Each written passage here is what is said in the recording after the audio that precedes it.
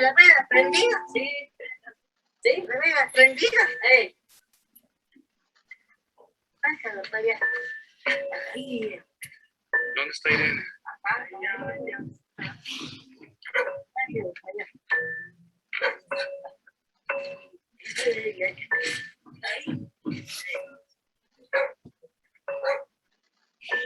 Mira, Lucy, usted meta la vela adentro.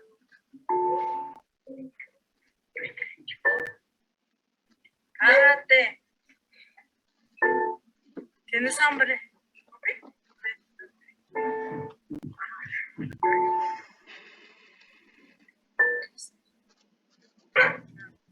¿Cómo se siente?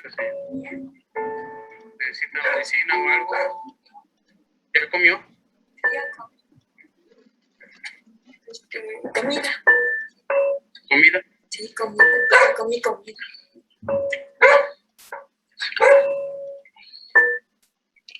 ¿Cómo se llama? ¿Perdón? Nea, me llamo Nea. Nea lleva encerrada, pues, no, ya lleva harto. Debe llevar como unos 40 años, yo creo. ¿No tienes frío? Que si no tiene frío, tía. ¿Sí? No tienes frío. No, también tiene una cobija. No, pues se perdió la razón como de unos 17, 18 años. Y ahorita ya anda pasado de 50 años. Y el novio,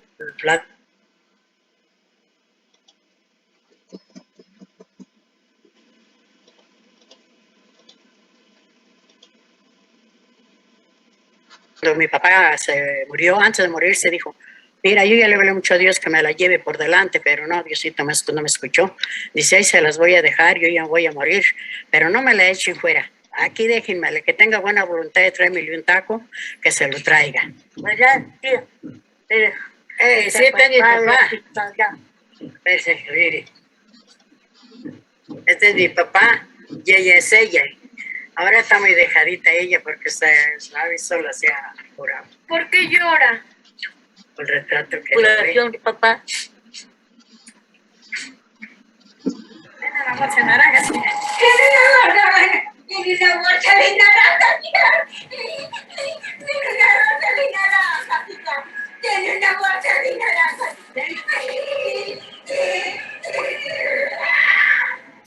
Esquizofrenia tiene. Esa esquizofrenia ella no está loca. Dicen que eso no es loco, que esa esquizofrenia las ataca. Aquí la tenemos encerrada en esta casa. En esta casa está encerrada ella. Y cuando se nos pone muy mala, le tenemos que cerrar para que no salga, porque si se sale, agrede los carros, agrede la gente, la golpea. Aquí la amarramos con este mecate.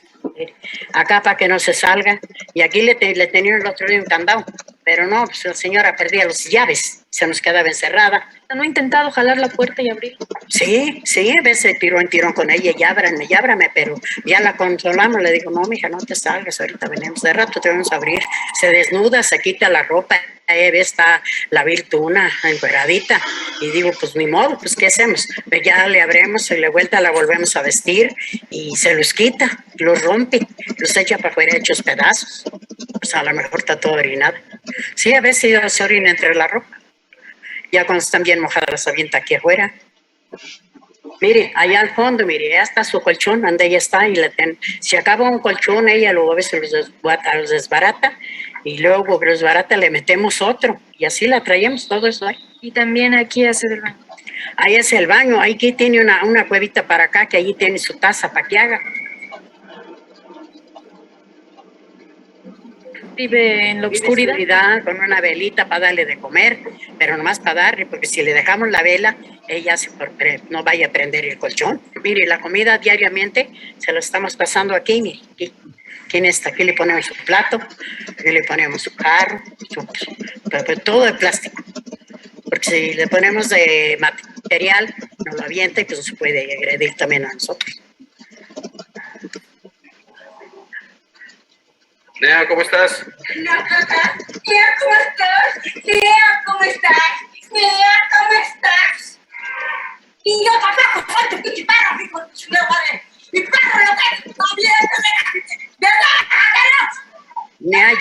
grita, maldice, nos avienta las cosas, si le lleva un jarro caliente, se lo avienta, hecho por la cara. Si le damos una naranja o un plátano, también no lo avienta. Me da tristeza y me da cuidado y me da todo se viene a la mente. Y por eso es que yo pedí un apoyo, pero si no se puede, ni modo, ¿verdad?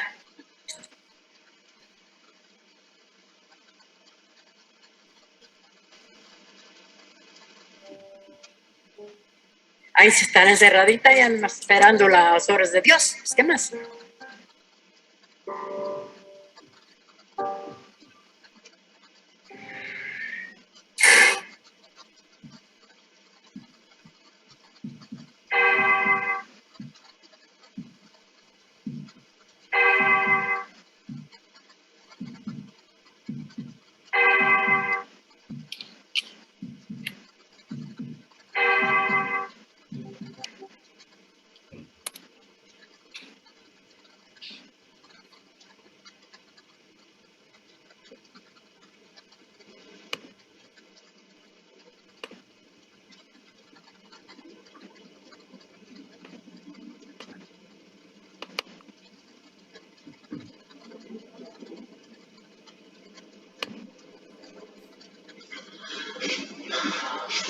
Bueno, ¿pueden ver mi pantalla?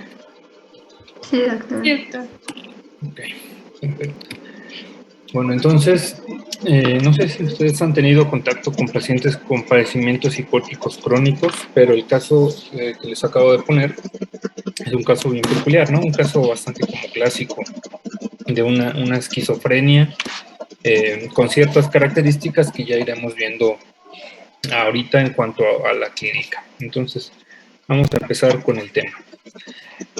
Ustedes conocen probablemente personas que han tenido el diagnóstico de alguna psicosis, ¿no? Este concepto de psicosis lo vamos a entender como una pérdida del contacto con la realidad, así de sencillo lo podemos describir.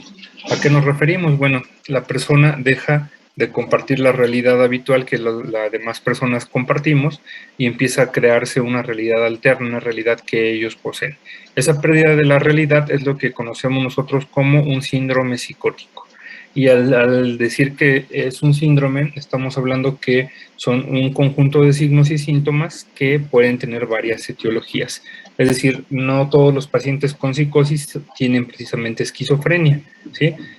Pueden tener muchos padecimientos, el síndrome psicótico como un trasfondo y desde ahí pues empezar a manifestar los diferentes tipos de síntomas. Y esta psicosis, esta pérdida del contacto con la realidad, se va a manifestar o se puede manifestar de muchos tipos. Lo más característico o lo más peculiar son estas alteraciones sensoperceptuales, es decir, alucinaciones, o puede ser también alteraciones en el contenido del pensamiento, que ya vieron estos conceptos con el doctor Neri. Y a esto nos referimos básicamente con ideas delirantes. Aunque otra característica, otro rasgo peculiar de la psicosis es la desorganización en la manera tanto de pensar como de actuar que pueden llegar a tener nuestros pacientes. Entonces, el concepto de psicosis ha sido bastante peculiar porque en algún momento se le vio como un padecimiento básicamente característico de la esquizofrenia. Progresivamente se van dando cuenta con el paso de las generaciones, de los años, que muchos padecimientos psiquiátricos pueden tener este trasfondo psiquiátrico, este trasfondo psicótico, perdón. Y de aquí pues surgir diferentes conceptos en cuanto a padecimientos mentales. Lo que a mí me gustaría que vieran en esta gráfica es cómo progresivamente, conforme va pasando el tiempo, cada vez se le está dando más énfasis al estudio de los trastornos psicóticos y como prototipo la esquizofrenia. En una de sus publicaciones de la revista Nature, ya viejita, en 1988, nos dice algo bien interesante, que a mí me gusta bastante cómo lo describe el editor de la revista. Y dice que la esquizofrenia es la peor enfermedad que ataca al ser humano. Tengo la cámara prendida. ¿Y por qué llega a esta conclusión el editor? Bueno, por una simple y sencilla razón. El proceso del pensamiento, la manera en cómo nosotros pensamos y el haber adquirido un pensamiento, fue lo que nos llevó hasta cierto punto a ser los seres dominantes sobre este planeta. Es decir, es la parte más evolucionada que tiene el ser humano. ¿no? Compartimos, al igual que con otras especies, pues a lo mejor una piel, un sistema digestivo, un sistema neurológico, un sistema nervioso central y periférico, pero la capacidad de pensar y de tener un lenguaje únicamente lo adquirió el ser humano. Y con esa adquisición fue donde el ser humano se puso a la cabeza como el principal organismo que rige este planeta. Y bueno, a la par que van surgiendo diferentes órganos, diferentes sistemas, también van apareciendo enfermedades que los atacan.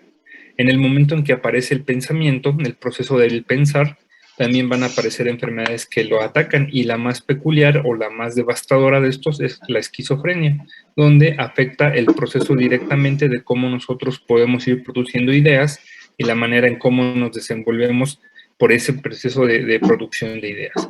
Entonces, la esquizofrenia, al afectar esta parte del componente del pensamiento humano, pues decimos que es la enfermedad más humana que hay, porque es la única que se presenta en el pensamiento, ¿sí? Y el pensamiento es el único que es lo único que nos diferencia de muchos otros animales. Por lo tanto, es la peor enfermedad que puede afectar a la humanidad, porque le quita lo humano a ese proceso de pensar y pues nos puede llevar a la manifestación de diferentes fallas en la capacidad de adaptarnos al entorno donde nos podamos desenvolver. Entonces, ojo aquí, todo paciente que tiene un cuadro psicótico no precisamente tiene que tener una esquizofrenia, ¿de acuerdo? La psicosis es un síndrome, y al igual que un síndrome febril, que le pueden dar un montón de padecimientos, el síndrome psicótico la puede dar también varios padecimientos. Tal vez el prototipo sea la esquizofrenia, sin embargo, ustedes pueden ver que existen varios padecimientos psiquiátricos cuyo peculiar punto pues de sintomatológico son la aparición de psicosis, como el trastorno esquizoafectivo, el trastorno esquizotípico de la personalidad, algún trastorno psicótico breve, trastornos delirantes, algunos otros trastornos. Va a ser un poco complicado que podamos ver todos estos tipos de padecimientos, porque pues es serían temas muy largos, y pues por el tiempo que se da a la materia de psiquiatría, tenemos que ver básicamente los padecimientos más frecuentes y algunos conceptos básicos. Entonces vamos a empezar con el tema de esquizofrenia como prototipo de la enfermedad psicótica o enfermedad con síndrome psicótico. Bueno, entonces la esquizofrenia es descrita inicialmente por acá en 1893, ya al finales de 1800, pues, por Emil Kraepelin, que se considera hasta ahorita que es el padre de la psiquiatría biológica, porque es el primer autor que empieza a darle un contexto más neurobiológico a la enfermedad mental y deja de lado estos conceptos más místicos, más mágicos que en algún momento se tenía sobre ese tipo de padecimientos, ¿no? Y él le llama demencia precoz a este tipo de padecimientos. Básicamente les decía demencia porque el paciente iba perdiendo las capacidades como cualquier otro paciente que se demencia, es decir, con enfermedades neurocognitivas. Sin embargo, veía que estos pacientes se manifestaban con la enfermedad a edades muy tempranas, a diferencia de una clásica demencia, por ejemplo, un Alzheimer, que se manifiesta ya en estadios avanzados, en ancianos. La demencia precoz que identifica Kraepelin empezaba casi siempre en la adolescencia o en adultos jóvenes e iba progresando, dejando al paciente en un estado totalmente demenciado en edades tempranas. Es acá, unos años después, 1911, cuando Eugene Bloider le quita el término de demencia precoz, pues porque no tenía las características necesarias para decir que era una demencia, ¿sí? La característica básica de la demencia es que el paciente adquirió un nivel adecuado de madurez y después empieza a deteriorarse. Estos pacientes eran muy jóvenes, entonces dijo, no es una demencia, es otro padecimiento. Y es cuando acuña por primera vez el término de esquizofrenia, ¿sí? Y desde ahí pues ya conocemos a este padecimiento tal cual. A partir de la década de 1920 empiezan a aparecer tal cual tratamientos enfocados a la cura o a la mejoría de los síntomas que podían dar la esquizofrenia, ¿sí? Y es por acá cuando un autor que se llama Julius Wagner Jauregg recibe un premio Nobel por descubrir el tratamiento que actualmente se conoce como malarioterapia, donde a los pacientes psicóticos les inoculaban el parásito de la malaria. Esto hacía que los pacientes tuvieran fiebre y de tanta fiebre convulsionaban y esto mejoraba los síntomas psicóticos. Por lo que se vio que los pacientes con psicosis mejoraban ante crisis convulsivas. Por lo que aparece tal cual la era de los tratamientos biológicos para la esquizofrenia, acá por la década de 1940. Aparece también por primera vez la terapia electroconvulsiva, ¿sí? En Italia, por un médico italiano, y a partir de ahí pues empiezan a dar tratamientos cada vez más especializados, cada vez más efectivos y más inocuos para el tratamiento de estos padecimientos. Hubo pues una época también bastante fea del manejo de los pacientes, por acá de 1950, donde un neurocirujano que se llamaba Egas Muniz empieza a realizar una serie de operaciones a un montón de pacientes en Estados Unidos. Pero bueno, primero en Europa, después se traslada esta técnica quirúrgica a Estados Unidos por otras personas y empiezan a realizar este tipo de padecimientos que se llaman leucotomías frontales, o lo que conocemos como lobotomías, donde a los pacientes agitados, agresivos, les cortaban la comisura anterior del lóbulo frontal, y esto hacía que los pacientes pues dejaran de estar más tan violentos y empezaran a estar más agresivos. Y aparece por primera vez por acá de la década de 1950, a finales, ya en 1960 prácticamente, los primeros tratamientos farmacológicos. El primero en aparecer es uno que actualmente todavía existe, que ya prácticamente no se utiliza, que es la clorpromacina, que es en realidad el primer antipsicótico que se utiliza, y a partir de ahí van surgiendo nuevos fármacos hasta pues la actualidad, que tenemos fármacos ya mucho más modernos, mucho más efectivos, y que ya veremos este tema en una clase posterior. Bueno, entonces, ¿por qué viene el concepto de esquizofrenia? Si desglosáramos el término, nos daríamos cuenta que esquizofrenia significa mente dividida. Esquizo es división y frenos es mente. Entonces, el término de esquizofrenia, tal cual, ya haciendo el desglose, sería una mente dividida. ¿Y por qué Bloider llega a acuñar este término? Bueno, él se da cuenta que nuestra mente, nuestra capacidad de actuar, está dada por tres procesos básicos: lo que yo siento, lo que yo pienso y la manera en cómo yo interactúo o me desenvuelvo en el entorno. Estos tres procesos van a estar siempre juntos. Esto va a integrar mi mente, mi capacidad de poder interactuar en un entorno, ¿sí? En cambio, en un paciente con esquizofrenia, estos tres procesos están totalmente divididos. La manera en cómo el paciente piensa no es la misma manera, o no va relacionada directamente con la manera en que el paciente siente o con la manera en que el paciente actúa. Es decir, están disgregados, están como separados entre ellos, y lo que yo pienso no me va a llevar a sentir o actuar de una determinada manera como debería ser en un paciente que no tiene este tipo de padecimientos. Entonces, teniendo en cuenta esto, es como se le da el nombre a la esquizofrenia, es decir, una mente dividida, una mente escindida. Es un padecimiento raro, pero en el ámbito psiquiátrico, pues es bastante frecuente que lo veamos, ¿sí? Me refiero raro como padecimiento global, pues en todos los padecimientos que pueden atacar al ser humano. Tenemos que hay una prevalencia aproximada del 1%. ¿Sí? Es decir, por cada 100 personas tenemos una persona que tiene el diagnóstico de esquizofrenia. La relación hombre-mujer prácticamente es 1 a 1, no hay como mayor predilección en un sexo u otros. Algunos llegan a decir que en el hombre es un poco más frecuente, pero no ha sido como algo significativo. Entonces, para fines prácticos, afecta a la par tanto a los hombres como a las mujeres. Ahora, vean acá esta parte, la gráfica es bastante interesante, la manera en cómo se va a manifestar los síntomas y en qué manera vamos a dar el diagnóstico. Si ustedes se dan cuenta, la línea azul claro es de hombres, la línea azul oscuro, más fuerte, es de mujeres. Y vean aquí cómo está esto presente.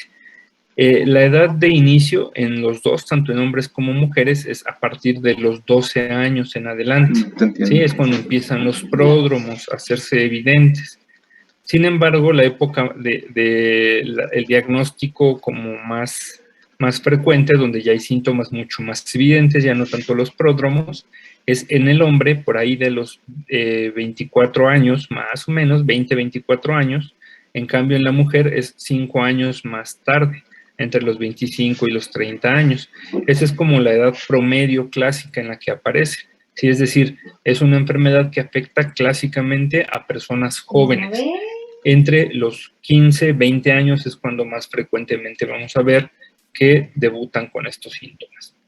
En el hombre tiende a desaparecer la curva o a disminuir, mejor no a desaparecer, sino mejor dicho, a disminuir. Vean acá. Después de los 25 años es cada vez más poco frecuente que vayamos viendo el diagnóstico, hasta que prácticamente después de los 55, 60 años ya no aparece este padecimiento.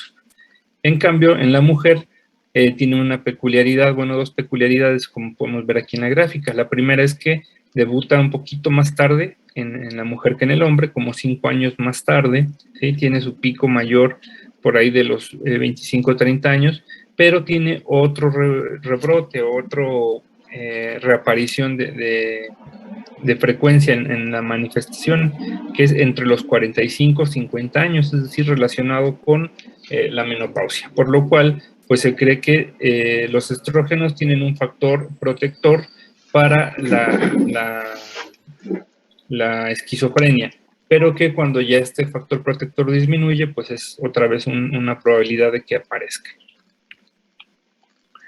Ahora, el componente biológico es algo básico en la esquizofrenia y ese componente biológico puede tener un trasfondo también a nivel genético. De hecho, conocemos hasta la fecha más o menos 105 genes, entre 100 y 105, algunos autores ponen un poquito más, que se han relacionado con la esquizofrenia. Ojo, aquí no es una enfermedad mendeliana, pues no va a tener un componente autosómico dominante, recesivo o ligado a cromosomas sexuales. Es una enfermedad poligénica, es decir, son muchos genes los que se ven involucrados para que este padecimiento aparezca. Pero no todos tienen que estar presentes porque tienen diferente grado de expresividad. Algunos pacientes a lo mejor solo tienen de todos estos genes que les comentaba, bueno, aquí yo les pongo los principales, los más importantes. A lo mejor de todos estos solo tienen un gen afectado y con ese gen es más que suficiente para que presenten la enfermedad. A lo mejor otros pacientes tienen 5 o 6 genes afectados y eso es lo que hace que se manifieste la enfermedad. Entonces es una enfermedad que tiene involucro de muchos genes. Cada gen va a aportar diferentes peculiaridades. No tenemos todavía un componente genético bien establecido, sabemos que están relacionados, sabemos que están involucrados, pero hasta ahí es lo único que sabemos. Probablemente los genes más importantes sea el COMT, el gen de la catecolometiltransferasa, que ustedes pueden ver aquí, ¿sí? Y los genes DISC, que se llaman DISC porque así se llaman Disrupted in Schizophrenia. Entonces, es como los genes más frecuentes probablemente relacionados. Vean acá, este gen, catecolometiltransferasa, se encuentra, su locus, pues 22q11. Este es un área específica donde se encuentra o donde vemos también una aparición de una enfermedad genética, francamente, que se llama síndrome velocardiofacial o síndrome de DiGeorge. ¿Por qué es importante eso? Porque, bueno, si yo les decía que la prevalencia es del 1% de tener esquizofrenia, los pacientes que tienen un síndrome de DiGeorge, es decir, una delesión 22q11, que es donde se encuentra este gen, tienen un riesgo de 30% de presentar esquizofrenia. Es decir, de 100 pacientes con DiGeorge, el 30 van a tener esquizofrenia, por lo cual conocemos que este gen es bastante importante para este tipo de padecimiento. Algunos otros genes, ustedes van a ver aquí, se encuentran en el cromosoma 6. Como se pueden dar cuenta, son como 3 los identificados que se encuentran en el cromosoma 6. Son genes bastante pesados o que pueden dar también una alta expresividad para la esquizofrenia, y que es justamente en esta parte del cromosoma donde se encuentran los complejos mayores de histocompatibilidad, ¿sí? Por lo cual muchos han postulado que también la esquizofrenia tiene un componente inmunológico, y esto se da pues por el tipo de genes afectados en estos pacientes. Bueno, entonces, como población general, el 1% de las personas van a tener este diagnóstico, ¿sí? Y dependiendo del tipo o del grado, perdón, de genes que compartamos con la gente de nuestro entorno, pues el riesgo se va incrementando. Por ejemplo, en familiares de tercer grado, donde compartimos un 12.5% de nuestros genes, no es del 1% el riesgo, sino del 2%, ¿sí? En familiares de segundo grado, el riesgo se incrementa un 25%. Aquí ven ustedes quiénes son nuestros familiares de segundo grado. En familiares de primer grado, con quien compartimos una carga genética del 50%, va incrementándose, vean, ¿sí? Si tenemos un papá esquizofrénico, el riesgo de que nosotros tengamos esquizofrenia se incrementa a 6%, ¿sí? Pero, vean acá, la carga genética al 100%, es decir, en gemelos monocigotos, el riesgo es de prácticamente un 50%. ¿Sí? ¿A esto qué se refiere? Bueno, pues que si tengo yo un gemelo con la misma carga genética que yo, es un volado de que también yo pueda presentar este padecimiento. ¿Sí? El 50% lo van a presentar. ¿Y por qué el otro 50% no lo presenta? Bueno, pues aquí entra el otro componente, que es el componente del entorno donde se desenvuelva este paciente, el componente medioambiental, ¿sí? Entonces, como carga genética, la historia familiar es bastante importante, por eso es que nuestras historias clínicas siempre hacemos mucho énfasis en si hay alguien que tenga alguna enfermedad psicótica en la familia, porque probablemente sea una esquizofrenia o un trastorno bipolar, y esto pues le da una mayor predisposición a estas personas a tener familiares con esquizofrenia. Por eso es que es básico que ustedes identifiquen si alguien la tiene, ¿sí? La edad paterna, básicamente, ¿sí? En el caso de muchas enfermedades, la edad materna es como que básica. En el caso de la esquizofrenia es del papá. Mientras más avanzada sea la edad del padre, más riesgo hay de que un paciente pueda manifestar esquizofrenia. La causa, pues no la conocemos del todo, pero pues puede ser que por la replicación o la producción de espermatozoides, cada vez algunos genes, que no sabemos específicamente cuál, se produzcan pues erráticos, aberrantes, y esto haga que mientras más grande sea el padre, pues más riesgo tengamos de que ese hijo pueda padecer esquizofrenia, ¿sí? Algunos síndromes genéticos, como el síndrome velocardiofacial que yo les decía, o el síndrome de Klinefelter, pues tienen un mayor riesgo también de presentar esquizofrenia. Y algunos genes muy específicos, personas que tienen una mutación muy específica en algún gen, pues también pueden llegar a presentarlo. Si a esta carga genética nosotros le agregamos un componente ambiental, ¿sí? Como una infección prenatal, es decir, que durante el embarazo de ese niño, la mamá presente rubiola, influenza, toxoplasmosis, ese niño tiene un riesgo mayor de presentar esquizofrenia, complicaciones obstétricas como incompatibilidad de RH, preeclampsia, hipoxia, que haya nacido en temporadas frías, ¿sí? Como es en el invierno, o que haya nacido en medios urbanos, que sean producto también de un crecimiento en un área de migración, que tengan una lesión cerebral o una lesión craneal, pues, o que esa persona tenga uso de algunas sustancias. Todos estos factores más la carga genética, pues nos van a llevar a un desenlace, y ese desenlace es la aparición de este padecimiento. Entonces, existen varias teorías que nos dicen o nos especifican la aparición de los síntomas de la esquizofrenia.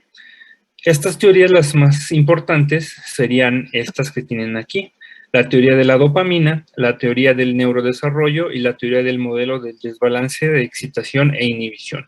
También entrará aquí la teoría inmunológica de la esquizofrenia, aunque no se las pongo aquí en la lista, porque pareciera que contribuye a cualquiera de las otras tres, es decir, es como una teoría accesoria. Ahora, algo aquí básico que ustedes también deben de entender es que la teoría predominante es la teoría de la dopamina, y que la teoría del neurodesarrollo y del desbalance de excitación e inhibición también se van a reflejar con un desbalance en la dopamina. Es decir, cualquiera de las teorías que nosotros queramos estudiar, todas van a concluir en lo mismo, nos van a dar una disfunción dopaminérgica. De hecho, por eso los tratamientos actuales para la psicosis es para la regulación de la dopamina en ese cerebro, ¿sí? En eso se van a enfocar el tratamiento antipsicótico.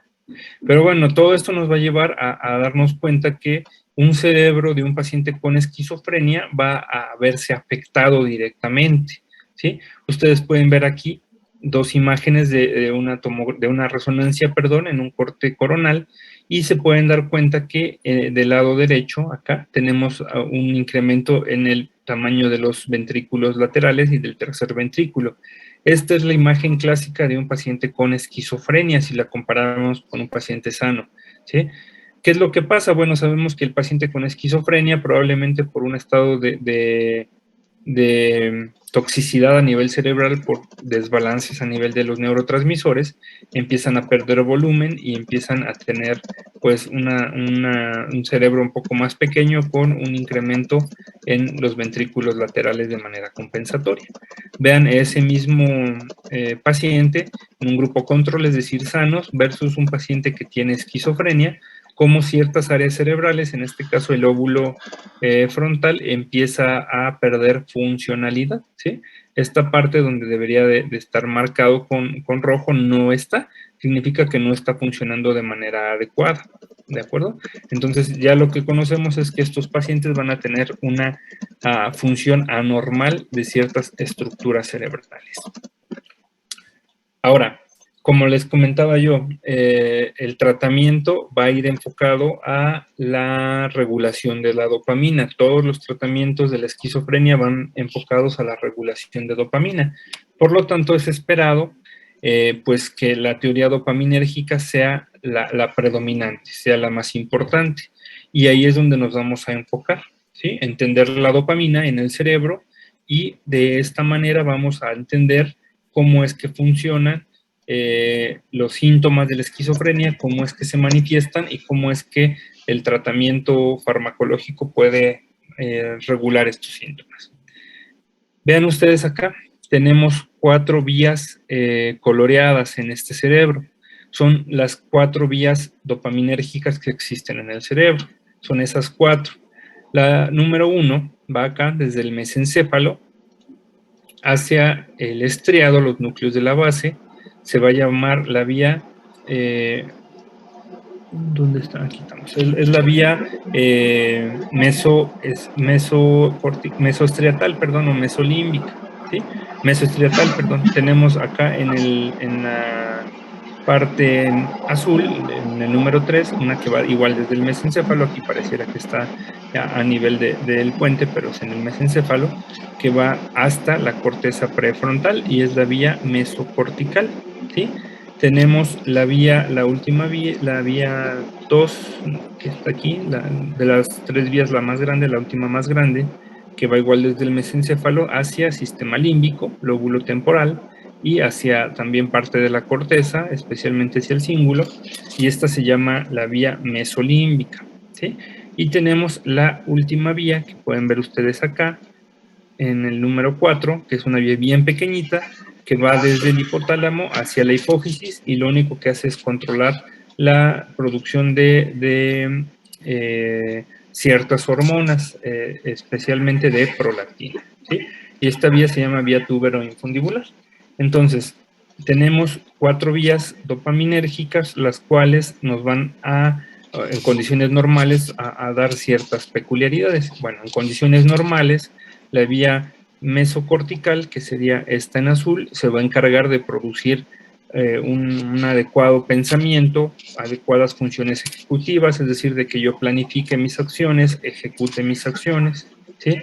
La vía mesolímbica, que es la de naranja, color anaranjado, se va a encargar del componente afectivo, de regular las emociones. La vía túbero-infundibular, que es la 4, la pequeñita, se va a encargar únicamente de la producción y control de la prolactina, y la vía que está acá, la que va hacia el estriado, que es la nigroestriatal o la mesoestriatal, porque va igual desde el mesencéfalo, específicamente de la sustancia nigra, hacia los núcleos de la base, se va a encargar del control de los movimientos. Entonces, en el caso específico de la esquizofrenia, son 2 vías las que se van a afectar, ¿sí? Y esas vías son la mesolímbica, la naranja, y la mesocortical, la azul. Las otras 2 vías no se afectan en la esquizofrenia, pero sí se pueden afectar cuando yo doy tratamientos para el control de estos síntomas, ¿sí? Entonces, esto es básico para que ustedes entiendan la esquizofrenia, ¿sí? La vía mesolímbica, que está aquí en naranja, clásicamente va a estar hiperactiva en la esquizofrenia, ¿sí? Y esa hiperactividad nos va a dar la aparición de los síntomas positivos, ya los veremos más adelante. En cambio, la vía mesocortical, que es esta que ustedes ven acá en azul, clásicamente en la esquizofrenia está hipoactiva, no está funcionando de manera adecuada. Y esta afección es la que nos va a dar los famosos síntomas negativos de la esquizofrenia. Les repito, las otras 2 no tienen nada que ver con la fisiopatología de la esquizofrenia.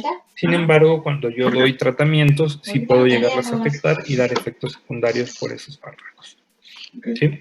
La vía mesolímbica, entonces, va a encargarse de las motivaciones, de la recompensa, todo esto que yo les decía, y va a verse afectada dando una hiperactivación, por eso es que la ponen aquí en rojo, ¿sí? Está hiperactiva, hay mucha dopamina en esa vía, y lo que va a llevar es a la aparición de los síntomas positivos de esquizofrenia. Es decir, alucinaciones, delirios y desorganización del pensamiento. En cambio, la vía mesocortical va a estar clásicamente hipoactiva. Hay poquita dopamina en esa vía, lo cual nos va a llevar a la aparición de los síntomas negativos de la esquizofrenia. Ya veremos con más detalle en un momento en qué consisten este tipo de síntomas. Ok, la vía nigroestriatal está normal en la esquizofrenia. Sin embargo, cuando yo doy antipsicóticos que bloquean la dopamina, pueden dar efectos secundarios, como es el extrapiramidalismo o el síndrome parkinsónico. La vía túbero-infundibular también está conservada, está normal en la esquizofrenia, pero al yo dar fármacos que bloquean la dopamina, pues vamos a tener un descontrol hormonal en esta vía, llevando a la producción de hiperprolactinemia. Ok, ¿qué nos dice, por lo tanto, el modelo del neurodesarrollo? Este modelo va totalmente de la mano a el otro que yo les comentaba ahorita, de la dopamina. Esas alteraciones en la dopamina pues nos va a llevar a que no se presente un desarrollo normal en el cerebro de esos pequeñitos, ¿sí? Desde que están en la fertilización hasta el momento del nacimiento, ese cerebro debe de proliferar, debe de migrar las neuronas, debe de tener una arborización dendrítica y mielinizarse. Sin embargo, en un paciente con esquizofrenia, pareciera que esto no se va a llevar de la misma manera. Ustedes pueden ver acá cómo las neuronas excitatorias en un momento en la infancia son muy abundantes y conforme vamos creciendo, por ahí de los 15 años en adelante, empiezan a disminuir. En cambio, las neuronas inhibitorias tienen el efecto contrario. Al llegar a la adolescencia empiezan a proliferar y tenemos un cambio, ¿sí? Ahora tenemos más neuronas inhibitorias que excitatorias y justamente es este cambio lo que hace que madure la conducta del ser humano. Ya no es tan impulsivo, ya tiene mejor capacidad de control porque ya hay mejor inhibición. Bueno, en el caso de los pacientes con esquizofrenia pareciera que no pasa el mismo fenómeno, que las neuronas excitatorias no se podan o no se depuran de la misma manera, como lo haría en un paciente sin este padecimiento. En cambio, las neuronas inhibitorias tampoco llegan a madurar de la misma manera, se quedan cortas. Esto nos lleva a ese desbalance en el neurodesarrollo. No hay la misma cantidad de neuronas excitatorias que inhibitorias que en un paciente que no tiene este padecimiento. Esto, pues, desde luego va a llevar a un descontrol en esas vías que yo les comentaba, en las vías mesolímbica y mesocórtica. Vean acá. Tenemos un paciente sano, tenemos un paciente con esquizofrenia, pero con buen control, y tenemos en la última imagen de la izquierda un paciente con esquizofrenia, pero con pobre control.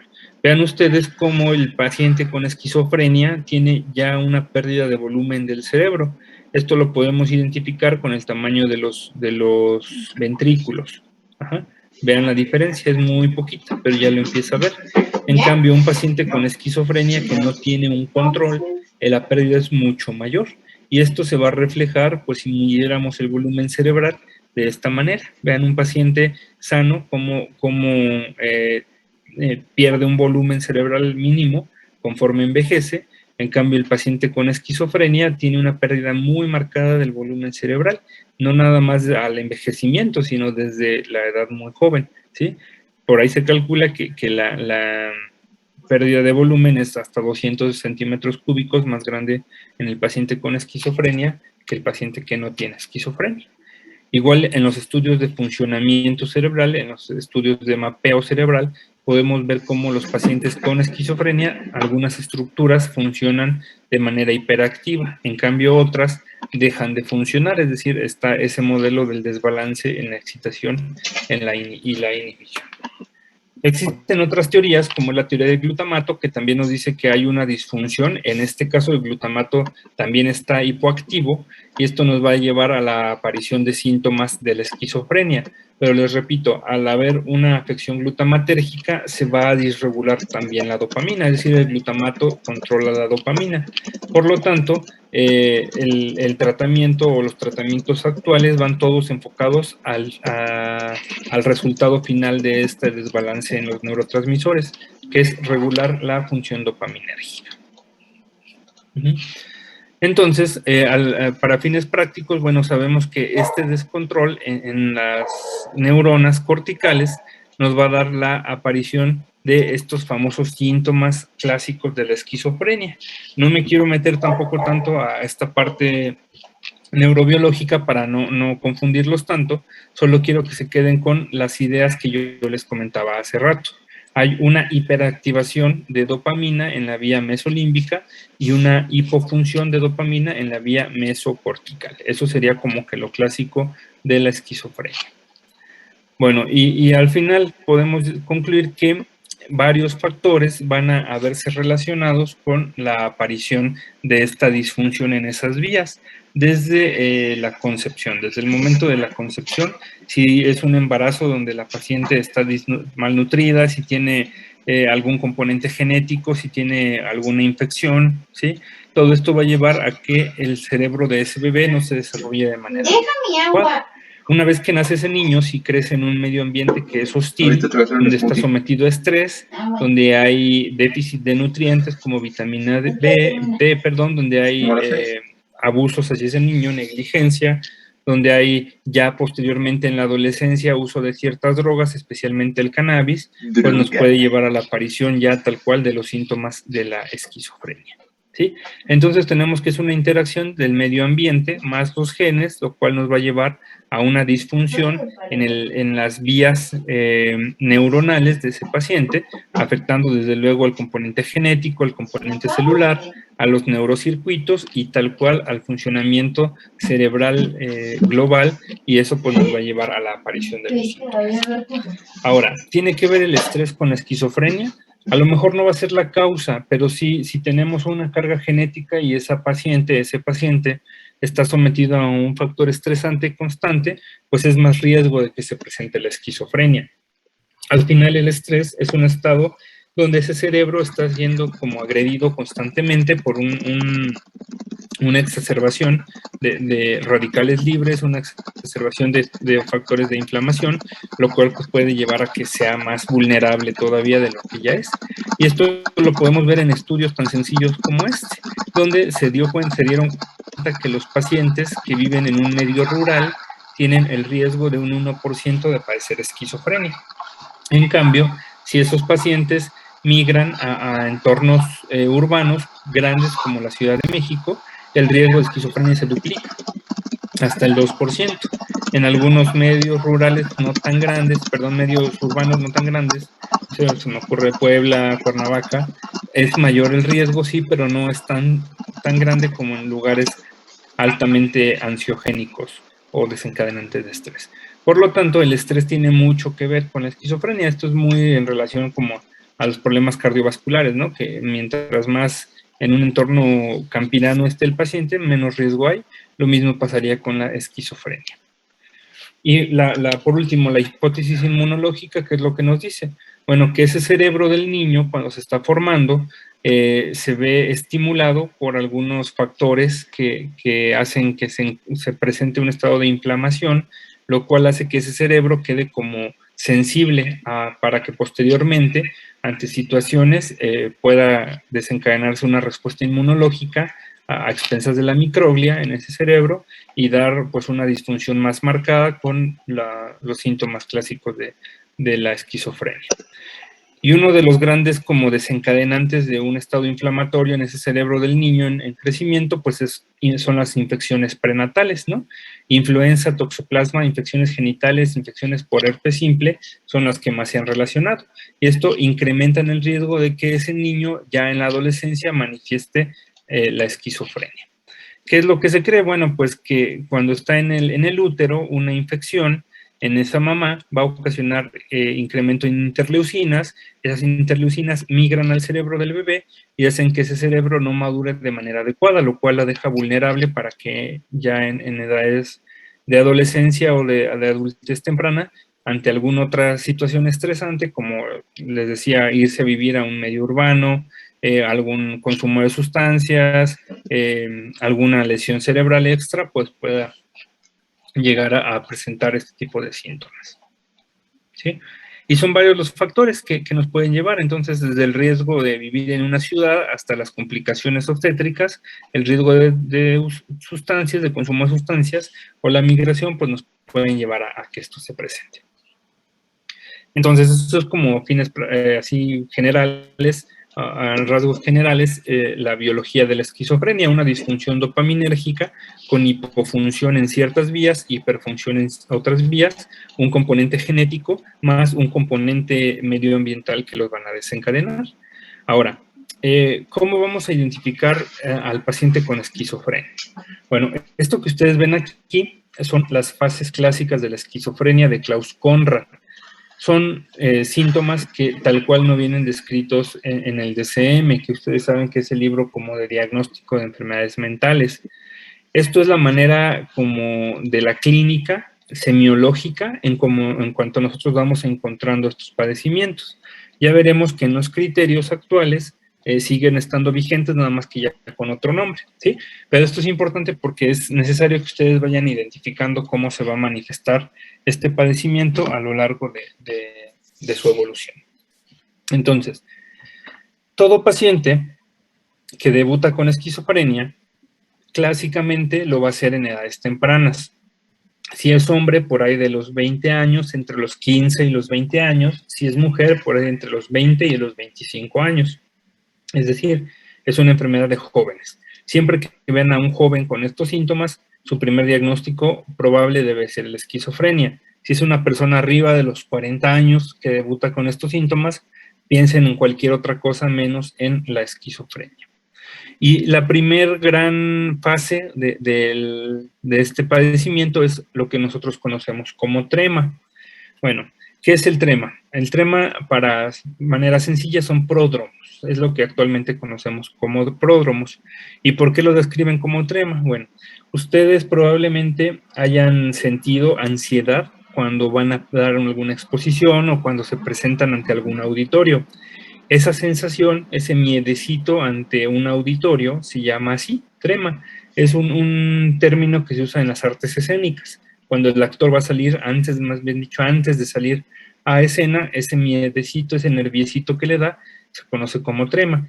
En el caso de la esquizofrenia, se le llama así porque el paciente, antes de debutar francamente psicótico, empieza a darse cuenta que su entorno está cambiando, que algo no está bien en su medio, y eso lo empieza a poner ansioso. Sin embargo, no sabe por qué. Es algo que también le conocen como atmósfera delirante. Es decir, estoy en un entorno que me causa ansiedad, no sé qué sea, me está preocupando, pero no le encuentro un sentido, ¿sí? Hasta que aparece la segunda fase, que se llama apofanía. Y la apofanía viene del término epifanía, revelación. ¿Qué es lo que pasa aquí? el paciente de repente empieza a tener ya un componente delirante y empieza a darse cuenta que ese trema, ese miedo que tenía ante algo desconocido era justamente porque algo había en el entorno y ya él empieza a dar un significado. Es decir, me querían matar, me querían envenenar, me quieren robar mi corazón, me quieren robar mis pensamientos. Empieza a crear delirios. Eso es la revelación que el paciente empieza a tener. Después viene el giro anastrófico o anastrofeo, donde el paciente empieza a percatarse que todo va dirigido hacia él, es decir, empieza un componente francamente paranoide, ¿sí? Me quieren matar, me quieren hacer, todo va hacia mí, todo el daño es hacia mí. Después viene una fase que se llama apocalipsis, en la cual lo que se manifiesta son síntomas motores, ¿sí? Apocalipsis, por el mismo término, pues, así como muy dramático, un término muy devastador, como pues se le entiende por el nombre, es cuando ya el paciente empieza a tener una disfunción muy marcada en su funcionalidad, ¿sí? Y por último viene la fase residual de la esquizofrenia, donde el paciente prácticamente ya no tiene contacto con nada, ya están aislados, ya no conviven con la gente, ya no les interesa más. El paciente en una fase residual ya ni siquiera delira, ya ni siquiera alucina, ya está totalmente sin un proceso de pensamiento. Esto es lo que se conocen como las fases clásicas de la esquizofrenia. Ahora, vamos a irlas viendo poco a poco para que se vayan entendiendo. La primera fase, que es la fase del trema, es también lo que nosotros conocemos como pródromos. El paciente, antes de debutar con un franco cuadro psicótico, antes de estar delirante y alucinado, empieza a tener cambios en su personalidad, empieza a ser temeroso, empieza a descuidar su higiene, empieza a descuidar su cuidado personal, empieza a ya no querer convivir con la gente, a encerrarse, a tapar las ventanas, algo le está pasando, algo se está sucediendo en su entorno, aunque él no se dé cuenta. Ese periodo prodrómico tarda más o menos 5 años, es decir, que si el paciente debuta por ahí de los 20 años con el primer brote psicótico, lo más probable es que por ahí desde los 15 haya empezado ya con cambios en la personalidad, es lo que conocemos como el trema o como la fase prodrómica. Después vienen las otras fases, que en este caso sería la apofanía y la anastrofé, donde el paciente hace el primer brote psicótico, ¿sí? Y es justamente aquí donde nosotros casi siempre cachamos al paciente, porque en esta fase no acude atención, los familiares dicen, bueno, pues está raro, pero pues como es adolescente, nada más está en su etapa de que no quiere convivir, de que no se quiere bañar, de que es como medio raro, ¿no?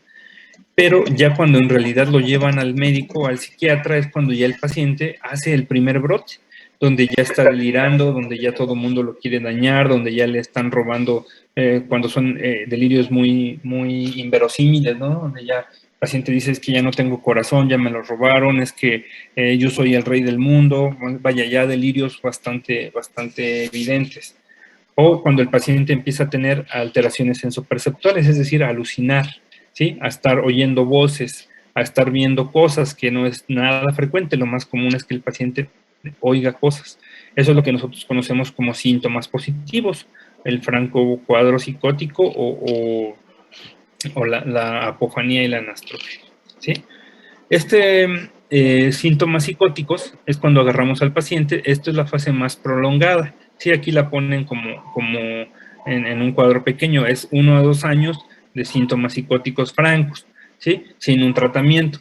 Pero estos síntomas se van a perpetuar por años y años y años, al grado que se pueden estar así los pacientes con recaídas, o sea, con brotes psicóticos, le das un tratamiento, mejoran, vuelven a recaer y se mantienen así por mucho tiempo hasta que ya empiezan los síntomas residuales, que ya son en pacientes prácticamente ancianos o después de los 60 años, ¿sí? Entonces estamos hablando que síntomas de psicosis, de subidas y bajadas, pueden tardar, no sé, desde los 20 años hasta los 40, 50, 60, hay veces que más, dependiendo de la severidad con que se manifieste.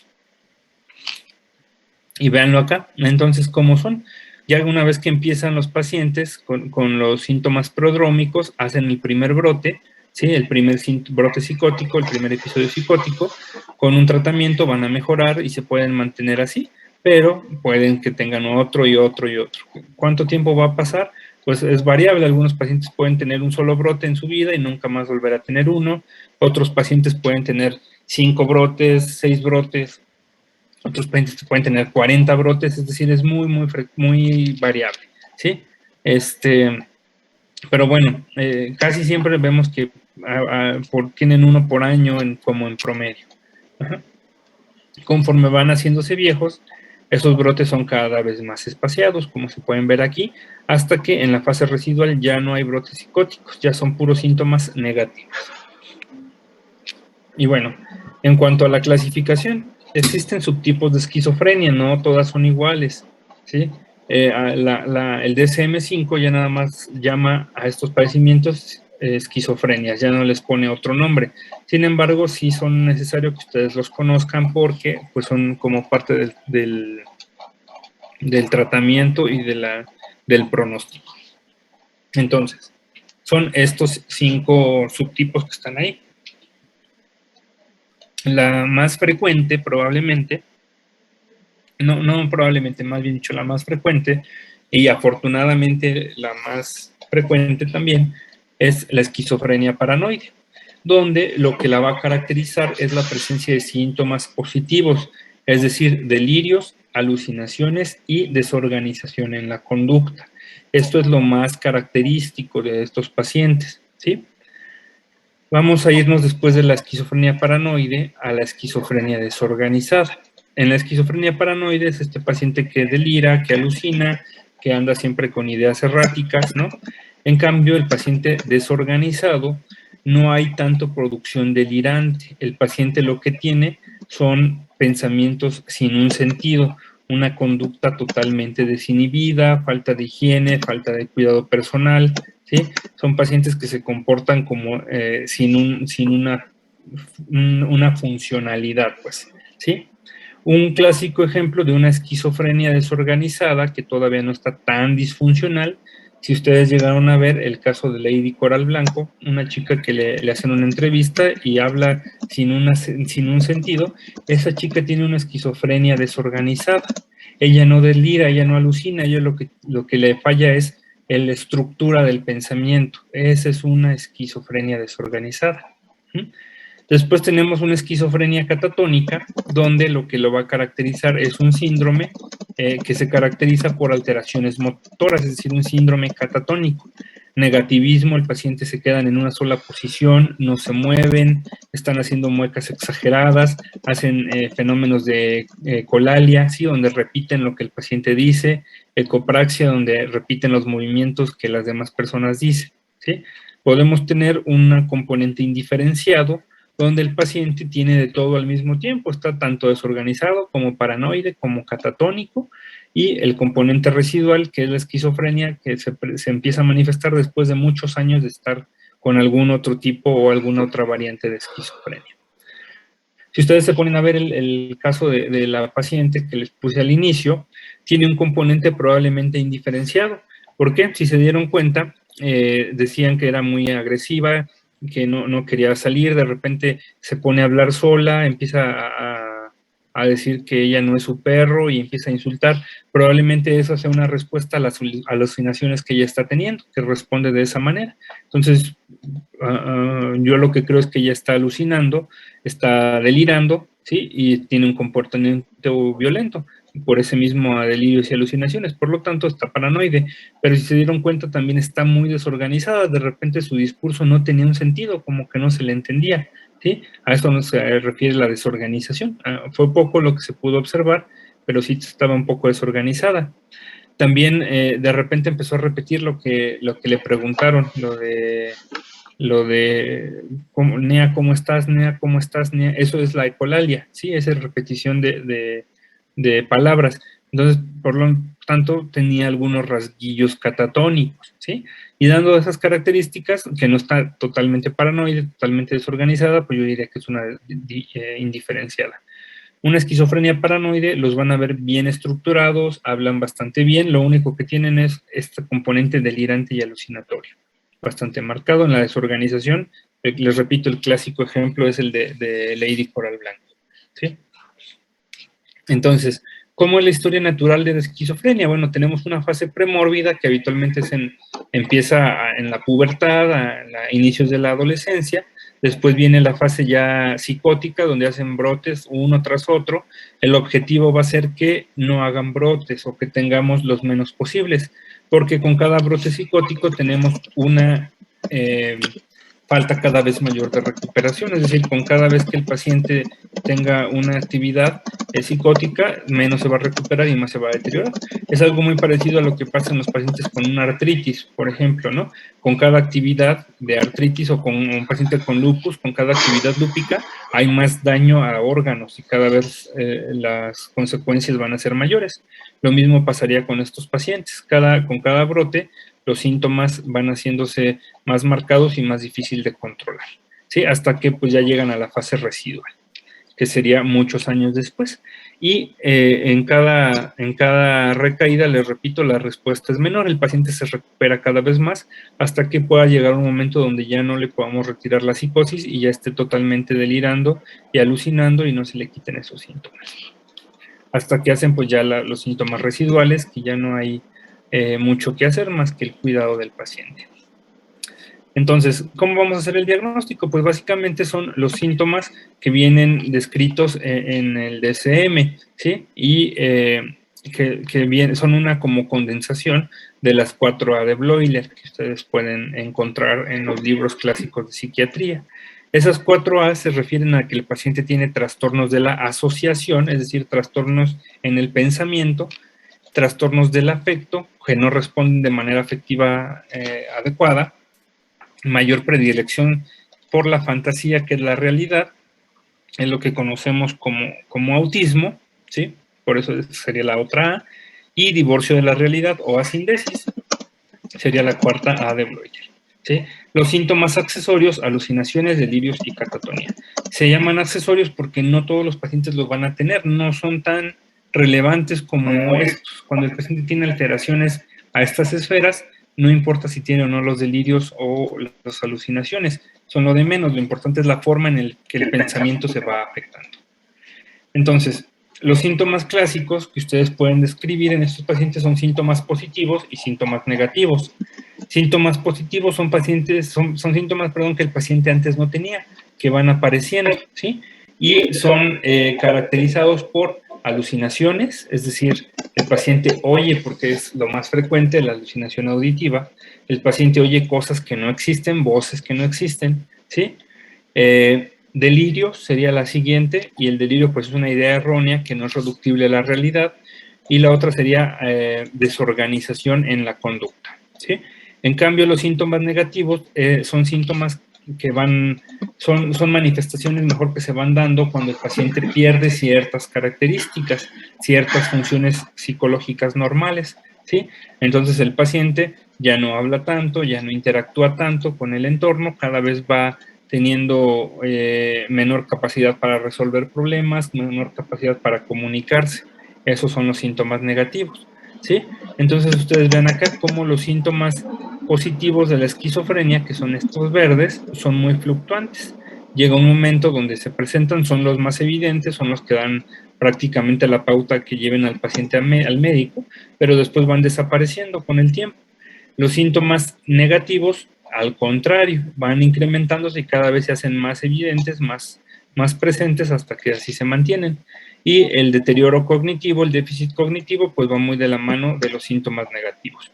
El paciente empieza a perder disfunción, a tener disfuncionalidad también, ¿sí? Hasta que llegamos a una fase residual donde prácticamente lo que predominan son los síntomas negativos. Bueno, el diagnóstico actual lo hacemos con base a los criterios del DSM-5. Y el DSM-5 nos dice que para que nosotros demos el diagnóstico de esquizofrenia, el paciente debe de tener presentes en el criterio A, en el inciso A, 2 o más de los siguientes, por una duración de 1 mes o más, ¿sí? Delirios, alucinaciones, desorganización en el lenguaje, conducta desorganizada o catatónica y síntomas negativos. Si tenemos a un paciente con por lo menos 1 mes con estos síntomas, que ya empieza a disfuncionar en su entorno, y que tiene por lo menos 6 meses de pródromos, que sería el punto 6, estamos hablando que el paciente tiene una esquizofrenia, ¿sí? El punto D, E y F habla más bien a exclusiones. Hay que excluir que el paciente tenga una enfermedad, que esté consumiendo drogas, que tenga algún otro tipo de situación. Los más importantes, a mi parecer, son estos 3. Los síntomas positivos o negativos clásicos por más de un mes, que empiece a disfuncionar y que tenga 6 meses de pródromos.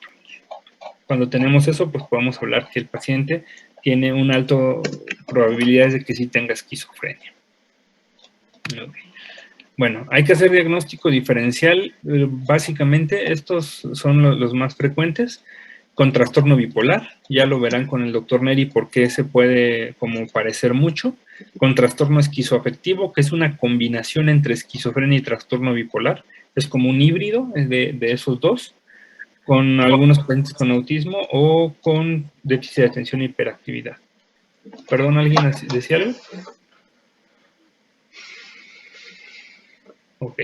Entonces, son como nuestros diagnósticos diferenciales. Los más frecuentes por mucho va a ser el esquizoafectivo y el trastorno bipolar.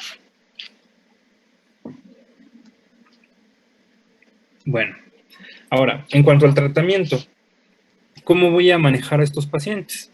Si tenemos una etiología que se da o se explica por una disfunción dopaminérgica, el objetivo va a ser, por lo tanto, controlar esas vías dopaminérgicas con fármacos que disminuyan la dopamina en la vía mesolímbica, donde está alterada, hacia la alta, y que aumenten la dopamina en la vía mesocortical, que está disminuida.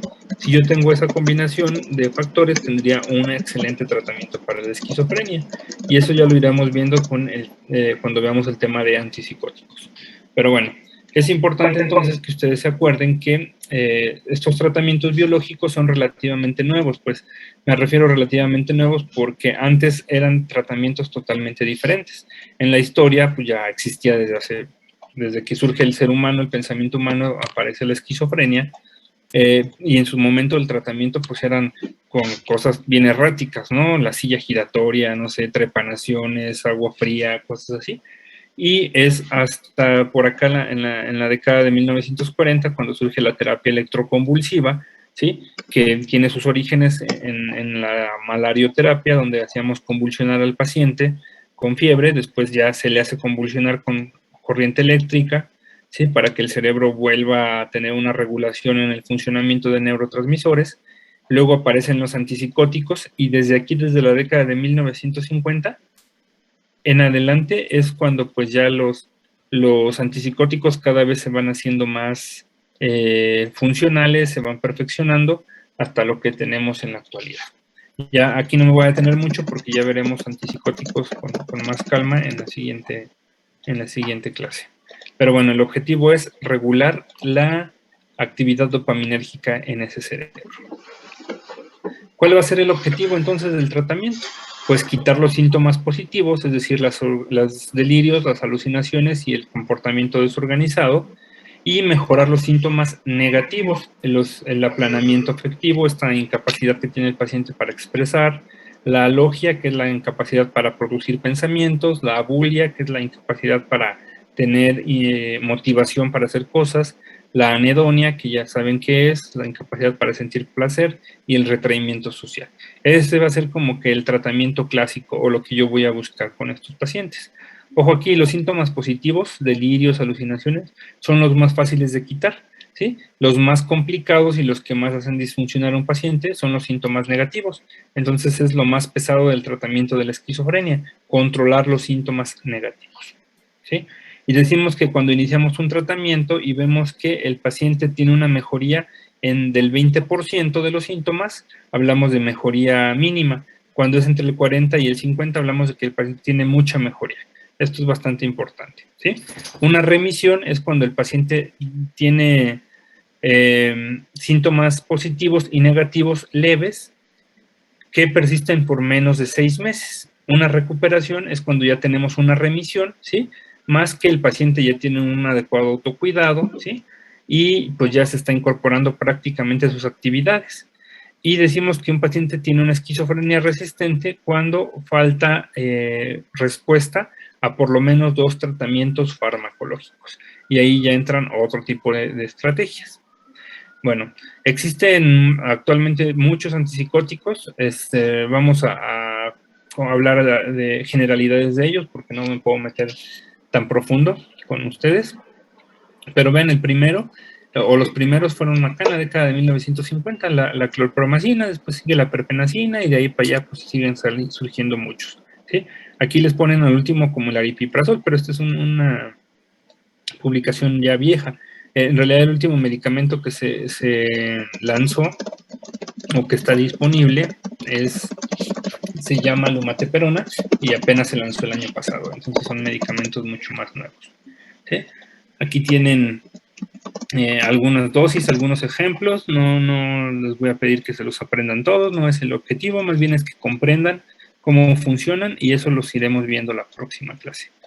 Algunas veces el paciente con el puro antipsicótico no tiene la mejor respuesta, entonces hay que hacer combinaciones, ¿sí?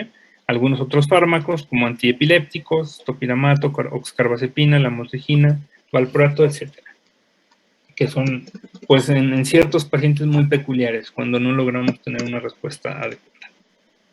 ¿Sí? Entonces, ¿cómo va a ser la evolución? Bueno, la mayoría de los pacientes se van a comportar así como los ven acá, en el grupo 2 y en el grupo 4, que van a tener muchos episodios con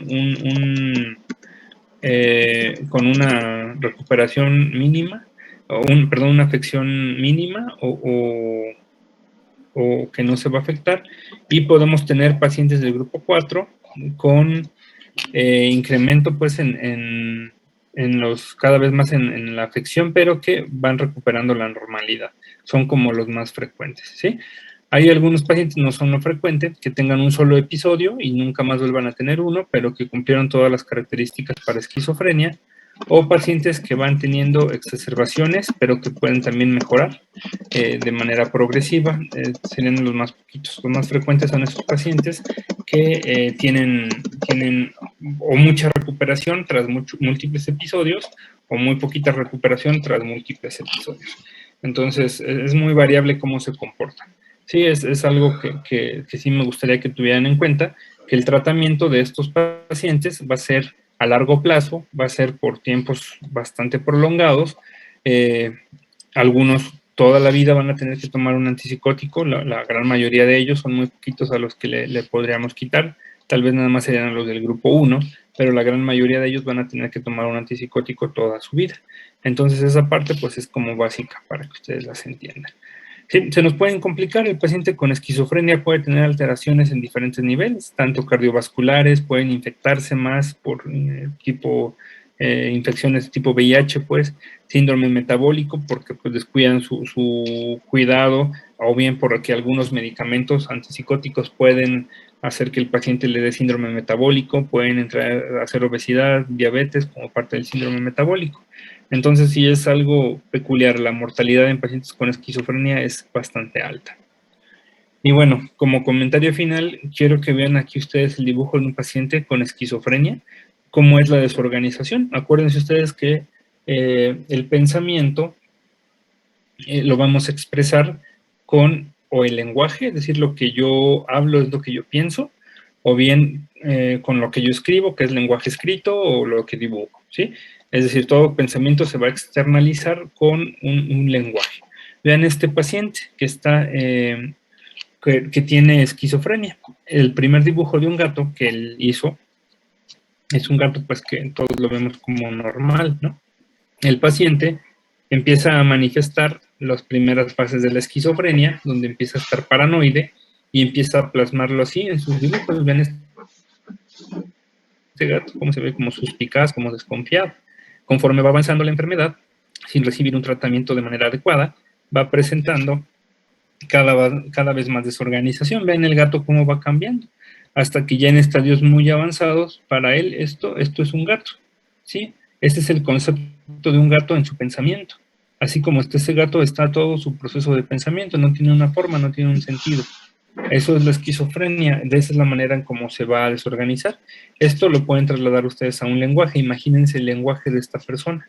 Si para él esto es un gato, ¿cómo será su lenguaje verbal? ¿De acuerdo? Entonces son padecimientos bastante severos, porque muchas veces se pueden recibir tratamientos adecuados, muchas veces no, y esto es porque a veces la red de apoyo no es la mejor, a veces el paciente no recibe atención, a veces no hay dinero para la atención, no tiene seguridad social, etcétera. Entonces son cosas que deben ustedes de tener ahí bien presentes.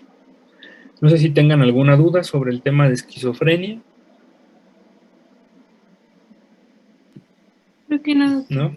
Bueno, ok, entonces denle una leída al tema. Viene, no sé qué libro le recomendó el doctor Neri. Yo le sugiero el Kaplan, la sinopsis, que es como el resumen, porque pues, el tratado es bastante pesado. Pueden leer la sinopsis, pueden leer en el... hay uno de Massachusetts, de psiquiatría, también viene bastante bueno. Pueden leer algunos artículos de revisión. Lo importante es que le den una repasada para que si tienen dudas las vayan sacando y las podamos ir esclareciendo en las próximas clases. Son temas complicados, hay que tener conceptos bien firmes y a veces un poquito de abstracción para entender este tipo de temas. Entonces nos vemos el próximo viernes. Sí, doctor. Y vamos a ver antipsicóticos. ¿Sí? Ok. Para que me entiendan antipsicóticos deben de entender bien las vías dopaminérgicas, los que yo les comentaba, la mesolímbica y la mesocortical. Si no, no me van a entender cómo funcionan los fármacos para la esquizofrenia. ¿Sí? Bueno, nos vemos después. Gracias. Gracias, doctor. Hasta luego. Gracias, doctor. Hasta luego.